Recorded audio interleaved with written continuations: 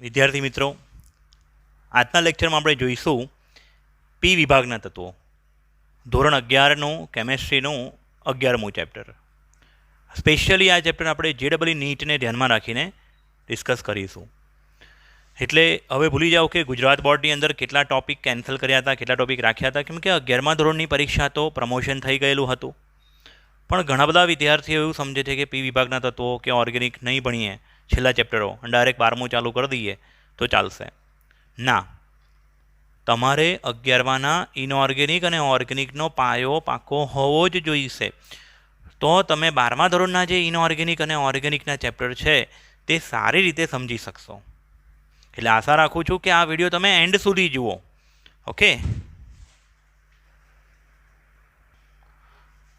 હવે સૌપ્રથમ આપણે જોઈએ જનરલ વાત કે પી વિભાગના તત્વોમાં કેટલા સમૂહ હોય. એમ તો આપણે 11માના ત્રીજા ચેપ્ટરમાં આ વસ્તુ ભણી ગયા છીએ, પણ ફટાફટ એનું રિવિઝન કરીએ કે શું આપણે ભણી ગયા છીએ. કે પી વિભાગના તત્વોમાં 13 થી 18 સમૂહ હોય.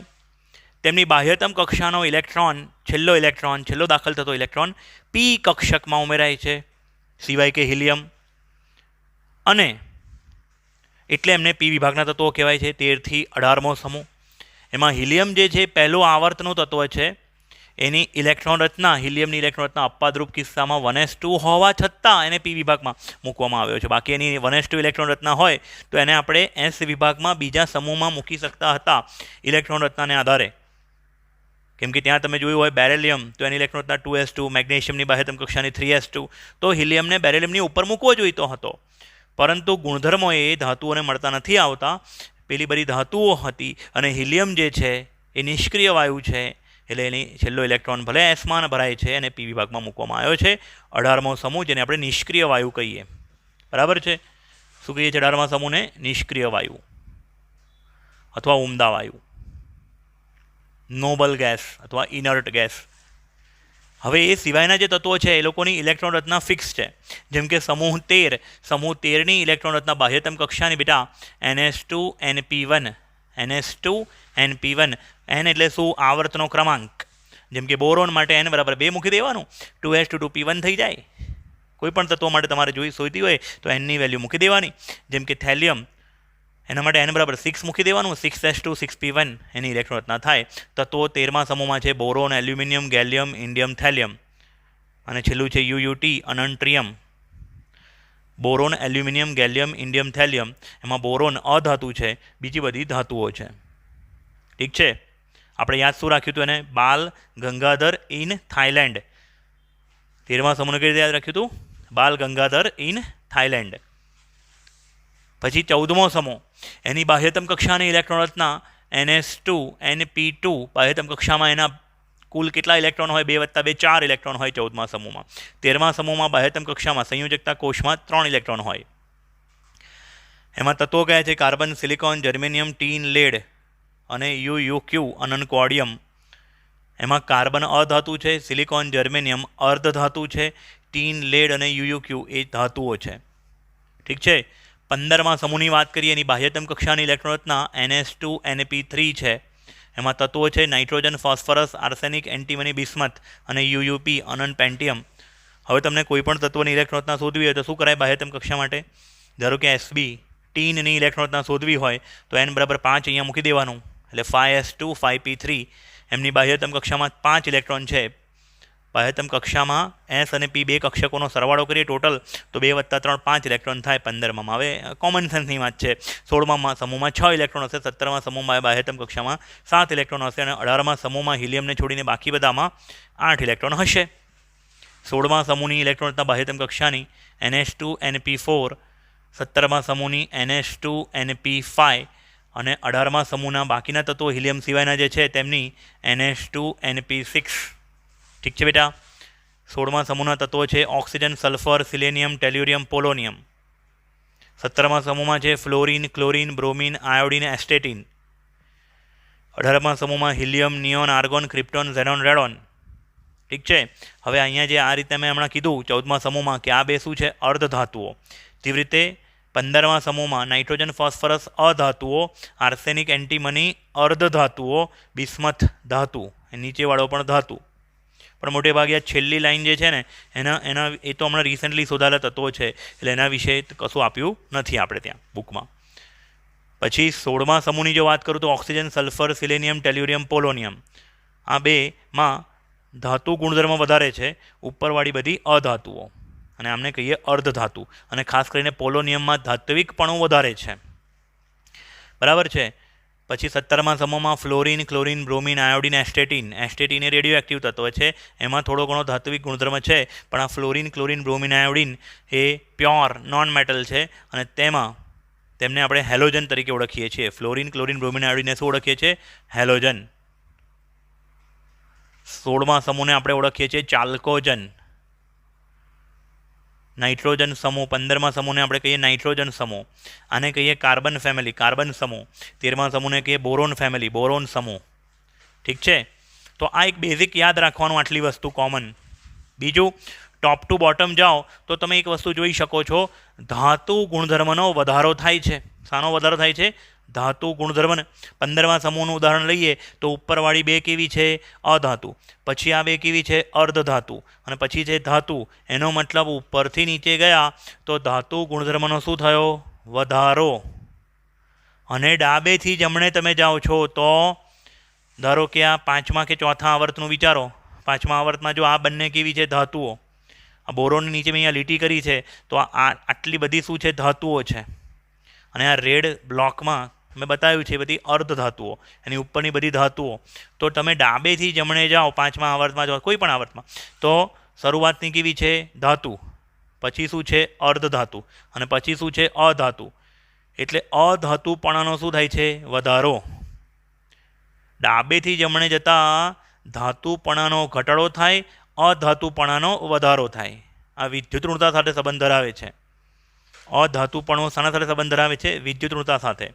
ડાબેથી જમણે જઈએ તો વિદ્યુત ઋણતા વધે, અધાતુપણું વધે. અને કોઈપણ સમૂહમાં જ્યારે તમે ઉપરથી નીચે જાઓ તો વિદ્યુત ઋણતા ઘટે, અધાતુપણું ઘટે, અને ધાતુપણાનો વધારો થાય. ઠીક છે. 18મા સમૂહને ધાતુ પણ નથી ગણવામાં આવતી, અધાતુ પણ નથી ગણવામાં આવતી, અર્ધધાતુ પણ નથી ગણવામાં આવતી. તેમને શું કહેવામાં આવે છે? નિષ્ક્રિય વાયુ અથવા ઉમદા તત્વો, ઉમદા વાયુઓ. ઠીક છે બેટા. પછી આગળ જઈએ, હવે 1 બાય 1 આપણે દરેક સમૂહ વિશે ભણીશું. શરૂઆત કરીએ આપણે બોરોનથી, પહેલા ફેમિલી 13મા સમૂહથી, પછી 14મો સમૂહ. ઠીક છે.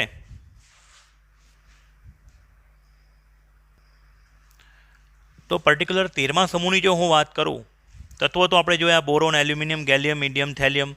એ પણ આપણને ખબર છે કે બોરોન અધાતુ, નીચેની બધી ધાતુઓ, એમની સંજ્ઞા, એમના પરમાણુ ક્રમાંક યાદ રાખી લેવાના.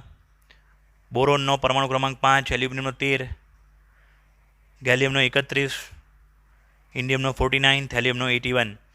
યાદ રહેવા માટે, રાખવા માટેની સિસ્ટમ તમને ખબર જ હશે, કદાચ 11માના 3જા ચેપ્ટરમાં શીખવાડી હતી કે અહીંયા તમારે 8 ઉમેરવાના, પછી 18 બે વાર, અને પછી 32. બરાબર. ઇલેક્ટ્રોન રચના, જનરલ ઇલેક્ટ્રોન રચના તો તમે શીખ્યા, બાહ્યતમ કક્ષાની NS2Np1. પણ આખી ઇલેક્ટ્રોન રચનાનો જોઈએ આપણે તો બોરોનની ઇલેક્ટ્રોન રચના શું થાય? 1s2 2s2 2p1. તો એ 1s2ને આપણે શું કહીએ છીએ? હિલિયમ. Helium 2s2 2p1. પછી એલ્યુમિનિયમની નિયોન 3s2 3p1. અને આ બ્રેકેટમાં જે નિયોન લખ્યું એને કહેવાય ઇનર્ટ કોર. ઇનર્ટ કોર, જે બંધ બનાવવામાં ભાગ લેવાના નથી. કયા ઇલેક્ટ્રોન બંધનમાં ભાગ લેવાના છે? આ બાહ્યતમ કક્ષાવાળા. ઠીક છે. ગેલિયમની ઇલેક્ટ્રોન રચના આર્ગોન 3d10 4s2 4p1. એટલે અહીંયા ઇનર્ટ કોર અને બાહ્યતમ કક્ષાની વચ્ચે કઈ ઓર્બિટલ આવી? ડી ઓર્બિટલ, ડી કક્ષક. અને એને લીધે કંઈક બબાલ થશે, કંઈક અપવાદરૂપ કિસ્સો માલુમ પડશે. એલ્યુમિનિયમમાંથી ગેલિયમમાં જ્યારે જઈશું ત્યારે ગુણધર્મમાં કંઈક બબાલ થશે ને. બબાલ થવા પાછળનું કારણ કયું હશે? આ 3D કક્ષક. આર્ગોન એટલે 18 ઇલેક્ટ્રોન, 18 ને બીજા 10. આર્ગોન એટલે 18 ઇલેક્ટ્રોન.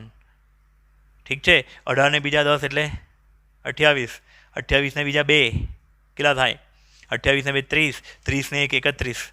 હા, ઇલેક્ટ્રોન રચના ભરાવાનો જે ક્રમ છે 1s2 2s2 2p6 3s2 3p6 એટલે આર્ગોન. પછી 4s2, પછી 3d10, અને પછી શું આવશે? 4p1. આ રીતના છે.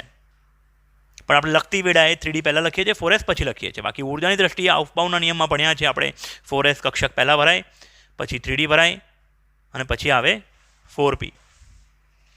ઇન્ડિયમની ઇલેક્ટ્રોન રચનામાં ક્રિપ્ટોન 4d10 5s2 5p1 અને થેલિયમમાં xenon 4f14 5d10 6s2 6p1. આમાં જે ક્રમ છે, ઝેનોનમાં ઇલેક્ટ્રોન દાખલ થઈ ગયા બાદ ઇલેક્ટ્રોન જશે 6sમાં અફબાઉના નિયમ પ્રમાણે. 6s ભરાઈ ગયા પછી ઇલેક્ટ્રોન જશે 4fમાં. 4f ભરાઈ ગયા પછી 5dમાં અને પછી છેલ્લો ઇલેક્ટ્રોન શેમાં ભરાશે? 6pમાં. આ બધા જ તત્વોમાં છેલ્લો દાખલ થતો ઇલેક્ટ્રોન p પ્રકારની કક્ષકમાં દાખલ થતો હોવાથી તેઓને p વિભાગના તત્વોમાં મૂકવામાં આવ્યા છે. બરાબર છે? તો આ થઈ ગઈ એ લોકોની ઇલેક્ટ્રોન રચના. પછી આગળ જોઈએ બેટા, નવો મુદ્દો. જો આ ચેપ્ટરની અંદર છે ને અમુક વસ્તુ ઇન્ફોર્મેટિવ હશે અને અમુક વસ્તુ એવી હશે કે જે સમજવાની હશે. હવે અત્યારે જે ડિસ્કસ કરું છું એ માહિતી છે, ઇન્ફોર્મેશન્સ છે, પણ યાદ તો રાખવી જ પડશે બેટા. ઠીક છે? તો પ્રાપ્તિ સ્થાન અને પ્રચુરતા એ ક્યાંથી મળી આવે છે? 13મો સમૂહની વાત કરું છું હું. તો પૃથ્વીના પોપડામાં 13મા સમૂહમાં જે એલ્યુમિનિયમ છે તે પૃથ્વીના પોપડામાં જેટલા બી તત્વો મળી આવે છે તેમાંથી 3જા નંબરનું તત્વ છે. પૃથ્વીના પોપડામાં સૌથી પહેલા નંબર પર મળી આવે છે O. But obvious oxygen O2 સ્વરૂપે તો ના જ હોય, પૃથ્વીના પોપડામાં સંયોજિત સ્વરૂપે હોય. પછી બીજા નંબર પર પૃથ્વીના પોપડામાં મળી આવતું તત્વ સિલિકોન છે અને 3જા નંબર પર સૌથી વધુ મળી આવતું તત્વ છે એલ્યુમિનિયમ. બરાબર છે? પૃથ્વીના પોપડામાં એલ્યુમિનિયમ દળથી 8.3% જેટલું આશરે મળી આવે છે, જે ધાતુઓમાં સૌથી પહેલો નંબર આવે. કેમ કે ઓક્સિજન અધાતુ છે, સિલિકોન અર્ધ ધાતુ અને એલ્યુમિનિયમ ધાતુ છે. એટલે સૌથી વધુ મળી આવતું તત્વ પૂછાય પૃથ્વીના પોપડામાં તો ઓક્સિજન, પણ પૃથ્વીના પોપડામાં સૌથી વધારે મળી આવતી ધાતુ એવું પૂછાય તો એલ્યુમિનિયમ સૌથી વધુ મળી આવતી ધાતુ. ધાતુઓમાં એલ્યુમિનિયમ સૌથી વધારે માત્રામાં મળી આવે છે. હવે 13મા સમૂહના બાકીના તત્વોની જો વાત કરું તો બોરોન અને ગેલિયમ ઓછી માત્રામાં મળી આવે છે, તેમને કહેવાય રેર એલિમેન્ટ્સ. શું કહેવાય? રેર, ઓછા મળી આવે છે. ઇન્ડિયમ અને થેલિયમ ઘણી ઓછી માત્રામાં મળી આવે છે, એમને કહેવાય અતિ વિરલ, ઇંગ્લિશમાં કહીએ તો રેરેસ્ટ. ઠીક છે? હવે વાત કરું બોરોનની, તો બોરોન બટ ઓબ્વિયસ આ બધા તત્વો ફ્રી સ્ટેટમાં ના હોય. જેમ કે નિષ્ક્રિય વાયુ કોઈની સાથે જોડાયેલા લગભગ નથી હોતા. બરાબર છે? અમુક ધાતુઓ જેમ કે ગોલ્ડ, પ્લેટિનમ, જે એમના ખનિજમાંથી ફ્રી સ્ટેટમાં, ફ્રી સ્ટેટ એટલે કોઈની સાથે જોડાયેલા ના હોય તેવા સ્વરૂપમાં મળી આવે છે. પણ એ બધાને બાદ કરતાં આવર્ત કોષ્ટકના મોટા ભાગના તત્વો કોઈની સાથે જોડાયેલા સ્વરૂપમાં આપણને પૃથ્વીમાંથી મળતા હોય છે. તો બોરોનની ખનિજ કઈ કઈ છે? તો બોરોનની ખનિજ આટલી છે, અહીંયા લખી છે તે. એ લોકોના સૂત્ર તમારે યાદ રાખવાના છે. બરાબર છે? આ સીધું ગોખવાનો જ વિષય થઈ ગયો. એની ખનિજો છે બોરેક્સ, કાર્નેલાઇટ, કોલેમેનાઇટ, બોરિક એસિડ અને બોરાસાઇટ. આ સૂત્રો તમારે યાદ રાખવાના છે. ઓકે? કેટલાક લોકો કહેશે કે સર આ બધું યાદ રાખવું પડે. હા, યાદ રાખવાનું છે, ફરજ કહું છું એકવાર. બોરોન વિશે ભણ્યા પછી જોઈએ એલ્યુમિનિયમ. હું દરેક વખતે બોર્ડ પર લખ્યા પછી 1-2 સેકન્ડની બ્રેક આપીશ, જેથી તમે એનો સ્ક્રીનશોટ લઈ શકો અને પ્રોપર તમે એને નોટ ડાઉન કરી શકો. એક નોટબુક બનાવજો ઇનઓર્ગેનિક માટે. આ જેટલું લખાવું એટલું વાંચશો તો ઇનઓર્ગેનિકનો JEE નીટમાં એક પણ MCQનો માર્ક નહીં કપાય. એ સિવાયના જે તત્વો છે તેની વાત કરીએ. એલ્યુમિનિયમ આપણને ક્યાંથી મળી આવે છે? તો એલ્યુમિનિયમ કુદરતમાંથી ખનિજો, પૃથ્વીના પોપડામાં આટલી ખનિજો છે એલ્યુમિનિયમની. હા, એમાંથી વધારે માત્રામાં એલ્યુમિનિયમ મેળવવામાં આવતો હોય છે બોક્સાઇટમાંથી અને ક્રાયોલેટ, ચિનાઈ માટી, બોક્સાઇટ વગેરે એના એલ્યુમિનિયમની ખનિજો છે. બોક્સાઇટમાંથી સૌથી વધારે મળી આવે છે. બોક્સાઇટનું સૂત્ર છે Al2O3 × XH2O. એ રીતે દરેકના સૂત્રો તમારે યાદ રાખવાના છે. બોક્સાઇટ, ક્રાયોલાઇટ, માઇકા એટલે કે મ્યુસ્કોવાઇટ, ઓર્થોક્લેઝ, કોરન્ડમ, બેરિલ, ડાયાસ્પોર, આ બધાના સૂત્રો તમારે યાદ રાખવાના છે. તે રીતે પછી ગેલિયમ કઈ કઈ જગ્યાએથી મળી આવે છે? ઝિંક, કોપર, જર્મેનિયમ અને આર્સેનિકનું સંકીર્ણ જે ખનિજનું નામ છે જર્મેનાઇટ ખનિજ, એમાં 0.1 થી 1% જેટલું ગેલિયમ હાજર હોય છે. બરાબર? પછી ઇન્ડિયમ PbS, ગેલિના અને ઝિંક સલ્ફાઇડ એટલે કે ઝિંક બ્લેન્ડ ખનિજમાં અલ્પ માત્રામાં હાજર હોય છે. પછી એના પછી રહ્યો થેલિયમ એનાથી બી રેર છે, બહુ ઓછી માત્રામાં મળી આવે છે હવામાંથી અથવા કેટલીક ધાતુઓના કાટ રસ્ટિંગની અંદર. એ બહુ જ ઓછી માત્રામાં હાજર હોય છે. ઠીક છે બેટા? નેક્સ્ટ આપણે વાત કરીએ ભૌતિક ગુણધર્મો, ફિઝિકલ પ્રોપર્ટી. એમાં પહેલો મુદ્દો છે પરમાણવીય અને આયનીય ત્રિજ્યાઓ. Boron, aluminium, gallium, indium, thallium. હવે યાદ કરો, આ બધા વેલ્યુઝ છે ને ત્રિજ્યાની, એ તમારે ગોખવા નથી, માહિતી માટે છે ખાલી. જે કોષ્ટક યાદ રાખવાનું હશે એ તમને કહી દઈશ. જેમ કે આની આગળ જે તમને કીધું પ્રાપ્તિ સ્થાનવાળું, ખનિજોવાળું, એ કોષ્ટક મોઢે કરવાનો હતો. હવે આ ત્રિજ્યાઓ ખાલી માહિતી માટે આપેલી છે. આપણે શું શીખ્યા છીએ ત્રીજા ચેપ્ટરની અંદર 11મા ધોરણમાં કે સમૂહમાં ઉપરથી નીચે તરફ જાઓ તો કદ શું થાય, વધે, આવું શીખવાડ્યું છે. પરંતુ અહીં એનું 100% પાલન નથી થતું. ધાત્વીય ત્રિજ્યા અથવા પરમાણવીય ત્રિજ્યામાં તમે જુઓ, બોરોનથી એલ્યુમિનિયમ ગયા તો કદમાં વધારો થયો, ત્રિજ્યામાં વધારો થયો. એલ્યુમિનિયમથી ગેલિયમ તરફ જઈએ તો ત્રિજ્યામાં વધારો થવો જોઈએ, પરંતુ નથી જોવા મળતો. વધારાને બદલે અહીંયા શું જોવા મળ્યો? થોડો ઘટાડો. આમ થવા પાછળનું કારણ ગેલિયમની ઇલેક્ટ્રોન રચનાની અંદર આપણે હમણાં થોડીક વાર પહેલાં જોયું હતું. કઈ કઈ કક્ષકો હતી યાદ કરો. આ બાહ્યતમ કક્ષાની ઇલેક્ટ્રોન રચનામાં 3d10, 4s2, 4p1 આવી ઇલેક્ટ્રોન રચના હતી. યસ ઓર નો? અહીંયા એલ્યુમિનિયમમાં 3s2, 3p1 આવું હતું. તો એલ્યુમિનિયમ અને ગેલિયમમાં શું અલગ પડે છે? તો અહીંયા ડી કક્ષક નથી, જ્યારે ગેલિયમમાં ડી કક્ષક છે. અને ડી કક્ષકના 10 ઇલેક્ટ્રોનના કારણે, ડી કક્ષક સંપૂર્ણ ભરાયેલી છે તેને કારણે શિલ્ડિંગ અસર નબળી પડે છે. શિલ્ડિંગ અસર શું પડે છે બેટા? નબળી. અને તેથી અહીંયા લખ્યું છે મેં, ગેલિયમની ધાત્વીય ત્રિજ્યા અપેક્ષા કરતાં ઓછી હોવા પાછળનું કારણ તેમાં રહેલા 3D કક્ષકના ઇલેક્ટ્રોન વડે ઉદ્ભવતી નબળી શિલ્ડિંગ અસર છે. ત્રીજા ચેપ્ટરમાં મેં શીખવાડ્યું હતું શિલ્ડિંગ અસર શું છે અને ઇફેક્ટિવ ન્યુક્લિયર ચાર્જ શું છે. શિલ્ડિંગ અસર એ શું કરે? ન્યુક્લિયસ અને બાહ્યતમ કક્ષાની વચ્ચે અંદર રહેલી કક્ષાઓ વડે ઉદ્ભવે. અંદર રહેલી જે કક્ષાઓ હોય, કક્ષકો હોય, તે એક કવચની જેમ વર્તે, હાઇપોથેટિકલ, કાલ્પનિક કવચની જેમ વર્તે. અને તેને કારણે ન્યુક્લિયસ બાહ્યતમ કક્ષા પર જે આકર્ષણ લગાડવું જોઈએ તે ના લગાડે. નોર્મલી સમૂહમાં ઉપરથી નીચે તરફ જાઓ છો તો શિલ્ડિંગ અસરમાં વધારો થાય છે. બોરોનથી એલ્યુમિનિયમ ગયા તો શિલ્ડિંગ અસરમાં વધારો થયો અને આકર્ષણમાં ઘટાડો થયો બાહ્યતમ કક્ષા પર. એટલે કક્ષા ફૂલી, શંખ મારી જેમ થોડી મોટી બની. પણ એલ્યુમિનિયમથી ગેલિયમ તરફ જતાં શિલ્ડિંગ અસર વધવાને બદલે ઘટી, કવચ નબળું પડ્યું, અંદરનું વચ્ચેનું કવચ એટલે ન્યુક્લિયસે બાહ્યતમ કક્ષાને જોરથી ખેંચ્યું. એટલે આપણે એવું કહી શકાય કે શિલ્ડિંગ અસરની સાપેક્ષમાં કેન્દ્રનો અસરકારક ધન વીજભાર વધી ગયો અને તેથી એનું કદ ઘટ્યું. પછી પાછું નોર્મલ. અહીંયા પણ તમે જુઓ, જમ્પ જેટલો થવો જોઈએ એટલો નથી થયો. જો, તો એની પાછળનું કારણ કઈ કક્ષક હશે? એફ કક્ષક હશે આની અંદર. બરાબર છે? એટલે આ થઈ ધાત્વીય ત્રિજ્યાનું કારણ. હવે રહ્યું સવાલ આયનીય ત્રિજ્યાઓ. તો સમૂહ નંબર 13ના તત્વો boron, aluminium, gallium, indium, thallium મોટે ભાગે +3 અવસ્થા ધરાવે, 3 ઇલેક્ટ્રોન ગુમાવીને. અને કેટલીક વાર એ લોકો 1 ઇલેક્ટ્રોન પણ ગુમાવે, +1. નીચેવાળા જે ખરા એ +1 અવસ્થામાં પણ હોય છે. નીચેવાળા એ +1 અવસ્થામાં પણ માલુમ પડે છે. તો +3માં અને +1માં ઉપરથી નીચે જાઓ છો તો નિયમિત વર્તણૂક, ત્રિજ્યામાં વધારો થયેલો માલુમ પડે છે. ઠીક છે?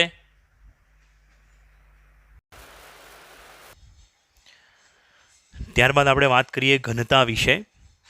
તો સમૂહ નંબર 13ની અંદર ઉપરથી નીચે તરફ જઈએ, સમૂહ નંબર 13માં ઉપરથી નીચે તરફ જઈએ તો બોરોનથી થેલિયમ તરફ જઈએ છીએ તો ઘનતા વધે છે.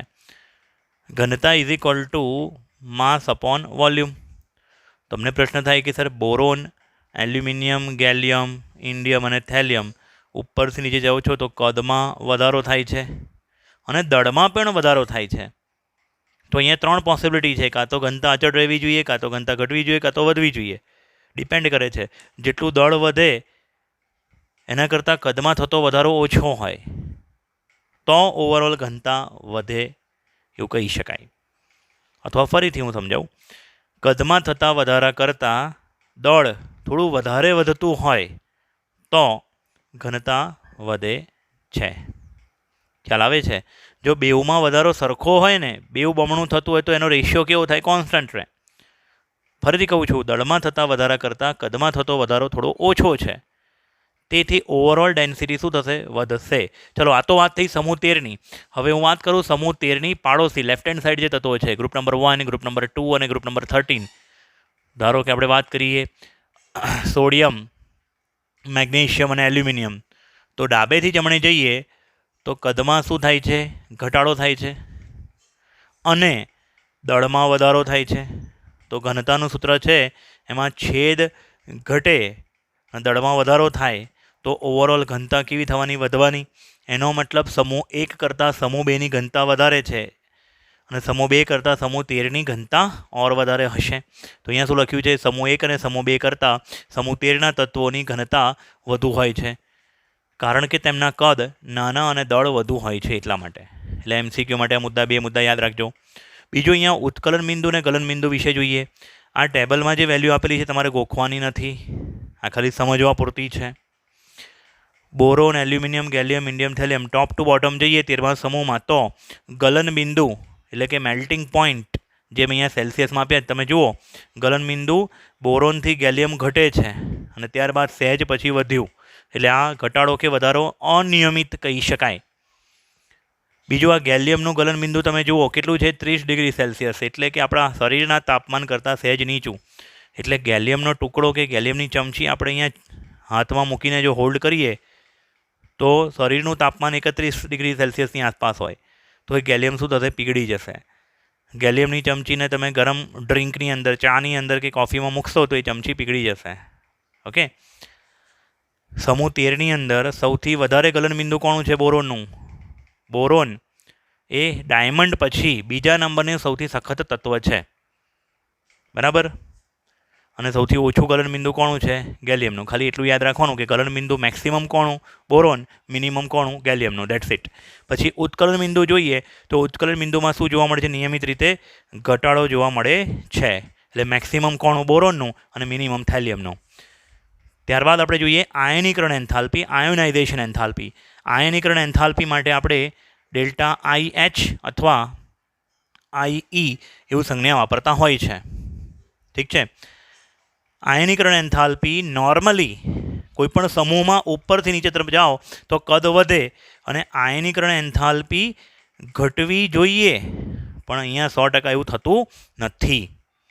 એટલે કે નિશાની અહીંયા મારે ગ્રેટર દેનની લખવાની હતી બધાની. Boron greater than aluminium, greater than gallium, greater than indium, greater than thallium, પણ આવું જોવા મળતું નથી. જોવા મળે છે આવું કે boron greater than aluminium, less than gallium, greater than indium, less than thallium. મતલબ કે બોરોન કરતાં એલ્યુમિનિયમની આયનીકરણ એન્થાલ્પી થોડી ઓછી, બટ ઓબ્વિયસ કદ વધારે છે એટલા માટે. પણ એલ્યુમિનિયમ કરતાં ગેલિયમ આપણે આ જ વિડીયોમાં આગળ શરૂઆતમાં જોયું કે બોરોન કરતાં ગેલિયમનું કદ અપેક્ષા કરતાં ઓછું છે. એમાં 3D કક્ષકના કારણે શિલ્ડિંગ અસર ઘટે છે. ન્યુક્લિયસનું બાહ્યતમ કક્ષા પ્રત્યેનું આકર્ષણ સહેજ વધારે હોય છે ગેલિયમમાં, એટલે ઉર્જા વધારે આપવી પડે છે, સહેજ વધારે ઉર્જા આપવી પડે છે. પછી ગેલિયમ અને ઇન્ડિયમમાં કોઈ અલગ વસ્તુ નથી. આમાં 3D કક્ષક છે તો આમાં 4D કક્ષક છે ઇન્ડિયમમાં. એટલે નિયમિત રીતે જે સમૂહમાં ઉપરથી નીચે તરફ જઈએ અને આયોનીકરણ એન્થાલ્પીમાં વધારો થવો જોઈએ, ઘટાડો થવો જોઈએ, સોરી, એ થયો ઘટાડો, પણ અપેક્ષાથી વિરુદ્ધ ઇન્ડિયમ કરતાં થેલિયમમાં ઘટાડો થવાને બદલે આયનીકરણ એન્થાલ્પીમાં શું થયો? સહેજ જો વધારો થયો. આની પાછળનું કારણ શું છે? થેલિયમના પેલી 4F કક્ષક હતી. જો તમે યાદ હોય આ લેક્ચરની શરૂઆતમાં, વિડીયોની શરૂઆતમાં તમે જોયું હોય તો ઇલેક્ટ્રોન રચના મેં લખેલી હતી. તો થેલિયમની ઇલેક્ટ્રોન રચનામાં 4F14, 5D10 બરાબર છે, 6S2, 6P1 એવું લખેલું હતું. તો 4F અને 5D કક્ષકના કારણે એમાં શિલ્ડિંગ અસરમાં ઓર ઘટાડો જોવા મળે છે, જેને કારણે ન્યુક્લિયસનું બાહ્યતમ કક્ષા પ્રત્યેનું આકર્ષણ વધી જાય છે અને તેથી આયનીકરણ એન્થાલ્પી અપેક્ષા કરતાં કેવી જોવા મળે છે? થોડીક વધારે. એટલે આ પ્રથમ આયનીકરણ એન્થાલ્પી માટે પણ આ ક્રમ સાચો છે, દ્વિતીય માટે કે તૃતીય માટે આ ક્રમ સાચો છે. હા, ગોખણિયા વિદ્યાર્થીઓ એવું ગોખી શકાય greater than, less than, greater than, less than, પણ મેં તમને એનું લોજિક સમજાવ્યું, એનું કારણ સમજાવ્યું.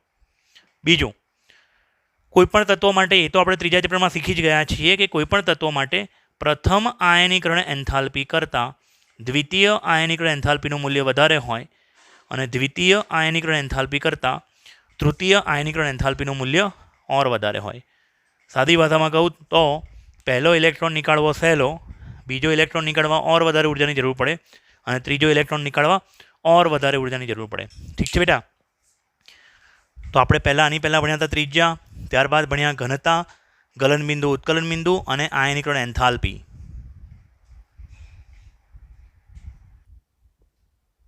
ત્યારબાદ આપણે જોઈએ સમૂહ 13ની ઓક્સિડેશન અવસ્થા. સમૂહ 1 +1 ઓક્સિડેશન અવસ્થા ધરાવે, સમૂહ 2 +2 ઓક્સિડેશન અવસ્થા ધરાવે, પણ સમૂહ 13ના તત્વો +1 અને +3 બંને ઓક્સિડેશન અવસ્થા ધરાવી શકે છે. એમાં બાહ્યતમ કક્ષાની ઇલેક્ટ્રોન રચના છે NH2NP1.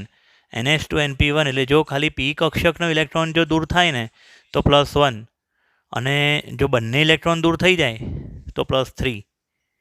બરાબર છે? 2 અને 1 3 બધા ઇલેક્ટ્રોન દૂર થઈ જાય તો +3 અવસ્થા ધરાવે. એકલો આ P વાળો દૂર થાય તો +1. તમને થશે કે સર બધા દૂર થાય જ ને, એમાં શું વળી વાત છે મોટી, બાહ્યતમ કક્ષાના 3 દૂર થઈ જાય. પરંતુ જો કોઈ પરિબળ એવું હોય કે જો અંદરની S કક્ષકના ઇલેક્ટ્રોનને જકડી રાખે તો પછી એ વખતે ખાલી P કક્ષકના ઇલેક્ટ્રોન જ દૂર થાય. અને એવું પરિબળ જનરલી કોની અંદર છે? નીચેના તત્વોની અંદર, કેમ કે એમાં F કક્ષકના કારણે અને D કક્ષકના કારણે બાહ્યતમ કક્ષા પર લાગતું શિલ્ડિંગ અસર ઓછું થઈ જાય છે. એને કારણે ન્યુક્લિયસ આ 6s ને થોડું વધારે એટ્રેક્શન કરે છે અને 6p ને થોડું ઓછું. ખ્યાલ આવે છે? સૌથી વધારે આ લોકોને અંદરના તરફને આકર્ષે. પછી પણ શિલ્ડિંગ અસર આ ડી અને એફ કક્ષકના કારણે, એફ કક્ષક અને ડી કક્ષકના કારણે 6sના ઇલેક્ટ્રોન અંદર તરફ ખેંચાયેલા રહે છે. તેથી એ વખતે ખાલી કોણ દૂર થશે? પીના ઇલેક્ટ્રોન જ. અને આ ઇલેક્ટ્રોન જે 2 છે 6sના 2 ઇલેક્ટ્રોન એ નિષ્ક્રિય રહેશે. એને કહેવાય નિષ્ક્રિય યુગ્મ અસર. શું કહેવાય? નિષ્ક્રિય યુગ્મ અસર થેલિયમમાં જોવા મળે છે. અને એટલા માટે થેલિયમ +1 વધારે સ્થાયી છે. થેલિયમ +1 વધુ સ્થાયી થેલિયમ +3 કરતાં. એટલે કોઈ સંયોજન એવું હોય જેમાં થેલિયમ +3 હોય તો એ પોતાનું રિડક્શન કરી નાખશે આસાનીથી, અને +3માંથી +1માં રૂપાંતર પામશે. એટલે થેલિયમનું પોતાનું શું થયું? રિડક્શન. અને બીજાને કેવી રીતના વર્તશે? ઓક્સિડેશન કરતા તરીકે વર્તશે. એટલે સારો ઓક્સિડેશન કરતા તરીકે તે વર્તી શકે છે થેલિયમ +3. કેમ કે +3 કરતાં કયું વધારે સ્થાયી છે? +1. એટલે થેલિયમ +3નું પોતાનું થયું રિડક્શન અને બીજાનું કરશે તે ઓક્સિડેશન. એટલે થેલિયમ +3 સારો ઓક્સિડેશન કરતા છે. યાદ રાખજો. આ ઉપરથી નીચે તરફ જઈએ છે તો +3ની સ્થાયીતા ઘટે છે અને ઉપરથી નીચે જતાં +1ની સ્થાયીતા વધે છે. ઠીક છે? હવે છઠ્ઠો ગુણધર્મ આપણે ભણીએ ધાત્વિક ગુણધર્મ.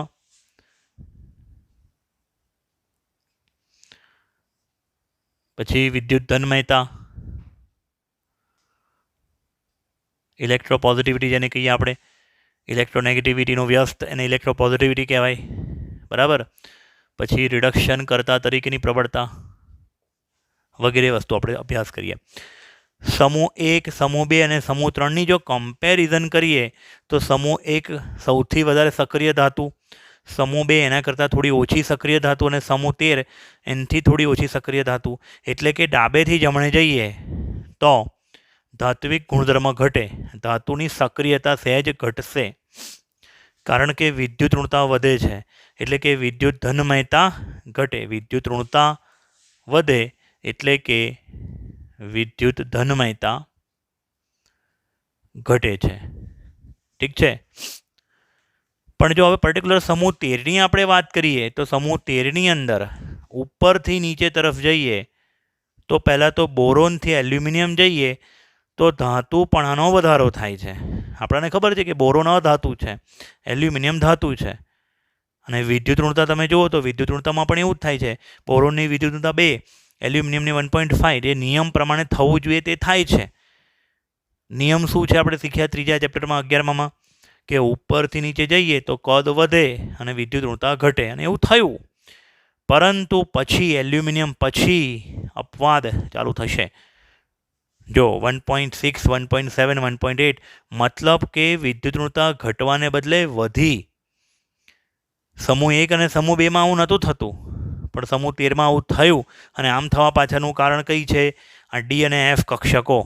ડી અને એફ કક્ષકોને કારણે શિલ્ડિંગ અસર નબળી પડે છે, તેથી ન્યુક્લિયસ બાહ્યતમ કક્ષાના ઇલેક્ટ્રોનને થોડું પ્રબળતાથી આકર્ષી રાખે છે અને તેથી વિદ્યુત ઋણતામાં આ પ્રકારનું બિહેવિયર જોવા મળે છે. ઠીક છે. આ બધી ધાતુઓમાંથી એલ્યુમિનિયમ 13મા સમૂહની જેટલી પણ ધાતુઓ છે, 4 ધાતુઓ, એમાંથી એલ્યુમિનિયમ સૌથી સક્રિય ધાતુ છે અને સૌથી સારો રિડક્શન કરતા પણ છે. એલ્યુમિનિયમની 3 ionisation enthalpy ΔIH1, ΔIH2, ΔIH3 થોડીક વાર પહેલાં મેં લખેલી. એ તમારે વેલ્યુ યાદ નથી રાખવાની, પણ એ ત્રણેયનો જો તમે સરવાળો કરો ને તો બીજી બધી ધાતુઓ કરતાં એ ઇઝીલી પોતાનું ઓક્સિડેશન અનુભવશે. પોતે ઓક્સિડાઇઝ થાય તો બીજા માટે કેવી રીતના વર્તે? રિડક્શન કરતા તરીકે વર્તે. ખ્યાલ આવે છે?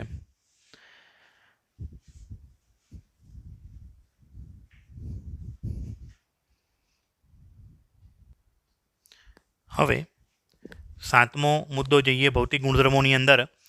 સંયોજનોનો સ્વભાવ આયનિક કે સહસંયોજક કેવા બંધ બનાવે તેની વાત આપણે કરીએ. તો સમૂહમાં 13મા સમૂહમાં ઉપરથી નીચે તરફ જઈએ છીએ તો સહસંયોજક બંધ બનાવવાની વૃત્તિ ઘટે છે. એટલે બોરોન પોતાના સંયોજનો સહસંયોજક બંધ બનાવે છે. એલ્યુમિનિયમ જે છે તે આયનિક અને સહસંયોજક બને અને નીચેવાળા જે છે તે ખાલી આયનિક બંધ બનાવે છે. હવે તમે કહેશો કે સર આની આગળમાં તમે એવું શીખવાડ્યું કે ધાતુ તરીકે સૌથી સક્રિય એલ્યુમિનિયમ છે. તો સાચી વાત છે. તે ધાત્વીય સક્રિયતા વિદ્યુત ઋણતા પરથી મેં નક્કી કરી અને રિડક્શન પોટેન્શિયલ પરથી નક્કી કરી. પણ જ્યારે તમારે બંધની વાત કરવાની હોય તો એમાં કદ બી એક મહત્ત્વનું પરિબળ બની જાય છે. અને ત્રીજા ચેપ્ટરમાં તમે શીખેલા છો ફજાનનો નિયમ.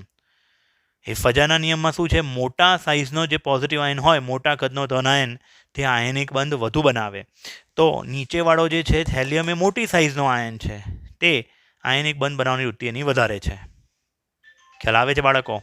પછી બીજું આગળ જઈએ.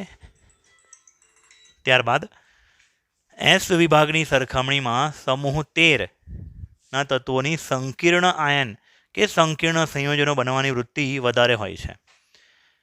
સંકીર્ણ આયન એટલે શું? આવી રીતના મોટા કૌંસમાં બતાવવામાં આવતા હોય. એમાં એવી તો શું ખાસિયત હોય? તો આ જે સંકીર્ણ સંયોજનો જે છે એમાં કેન્દ્રસ્થ ધાતુ હોય કાં તો કેન્દ્રસ્થ પરમાણુ હોય અને એની પાછળ લિગેન્ડ હોય અને ધન આયન કે ધન વીજભાર કે ઋણ વીજભાર હોય. એમાં મેટલ અને લિગેન્ડની વચ્ચે સવર્ગ સહસંયોજક બંધ બનતો હોય છે. મેટલ અને લિગેન્ડની વચ્ચે કેવો બંધ બનતો હોય છે? સવર્ગ સહસંયોજક બંધ. ઠીક છે બેટા? હવે બેરિલિયમ જે છે ખાલી 4 બંધ જ બનાવી શકે. પોતાની બાહ્યતમ કક્ષામાં 4 જ કક્ષકો છે, જ્યારે એલ્યુમિનિયમ 4 અથવા 6 બંધ પણ બનાવી શકે છે. ઠીક છે? હવે આપણે આના પછીના લેક્ચરમાં શું જોઈશું? નેક્સ્ટ લેક્ચરમાં કે એના રાસાયણિક ગુણધર્મો. આ ચેપ્ટરની અત્યારે 13મા સમૂહના શું જોયા આપણે? ભૌતિક ગુણધર્મો જોયા. આના પછીના લેક્ચરમાં જોઈશું રાસાયણિક ગુણધર્મો 13મા સમૂહના. નીચે કમેન્ટ કરીને જણાવો આ વિડીયો તમને કેવો લાગ્યો. લાઇક કરો. ચેનલને સબસ્ક્રાઈબ ના કરી હોય તો સબસ્ક્રાઈબ કરજો. Thank you very much.